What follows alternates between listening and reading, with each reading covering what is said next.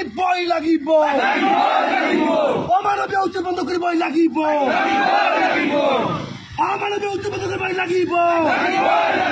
শিশু অধিকাৰ খৰ্ব কৰা নচলিব মামলাক উচ্ছেদ নচলিব মামলাক উচ্ছেদ নচলিব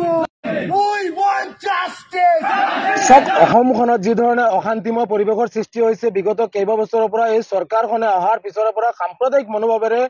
একপক্ষীয় মনোভাৱেৰে এটা নিৰ্দিষ্ট জাতিৰ ওপৰত বাৰংবাৰ আক্ৰমণ কৰি আছে উচ্ছেদৰ নামত অমানৱীয়ভাৱে উচ্ছেদ কৰি শিশু অধিকাৰ খৰ্ব কৰা হৈছে ছাত্ৰ ছাত্ৰীৰ অধিকাৰৰ পৰা বঞ্চিত হৈ আছে ভাৰতীয় সংবিধানে দিয়া মৌলিক অধিকাৰৰ পৰা বঞ্চিত কৰি আছে বিগত দিনত যিবোৰ অবৈধভাৱে উচ্ছেদ কৰিছে উচ্ছেদৰ আজিৰ দিন পৰ্যন্ত 4 বছৰ 5 বছৰ হৈ গ'ল আজিৰ দিন পৰ্যন্ত সেইসকলক সংস্থাপনৰ ব্যৱস্থা কৰা নাই পুনৰাই অসমৰ বিভিন্ন প্ৰান্তত গোৱালপাৰাকে আদি কৰি বিভিন্ন প্ৰান্তত অমানৱীয়ভাৱে ধৰ্মীয় সংখ্যালঘু লোকসকলক উচ্ছেদ কৰি আছে আৰু এই উচ্ছেদৰ ফলত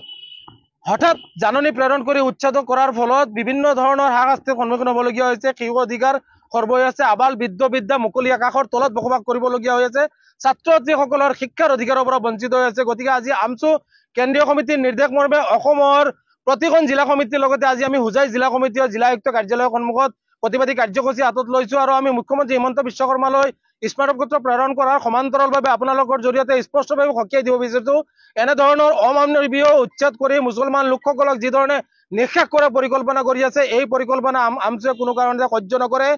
আমাৰ দাবীসমূহ যদি নামানে আগন্তুক দিনত ইয়াতকৈ ভয়ানকভাৱে প্ৰতিবাদী কাৰ্যসূচী হাতত ল'ম কোনো কাৰণতে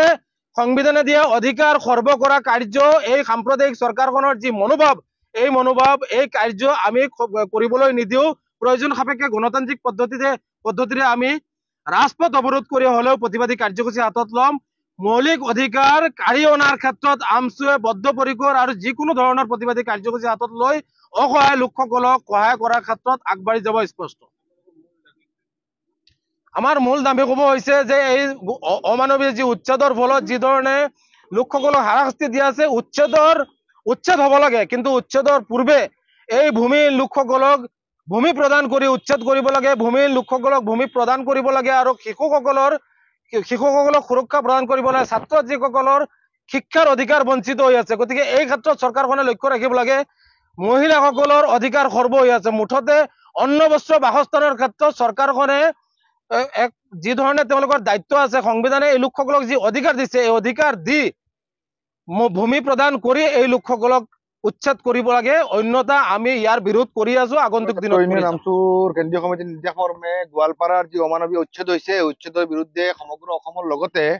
আমচু হুজাই জিলা সমিতিয়ে হুজাই জিলা মানে আয়ুক্ত কাৰ্যালয়ৰ সন্মুখত 2 ঘণ্টীয়া অৱস্থান ধৰ্মঘট আমি পালন কৰি আছো আমাৰ এটাই দাবী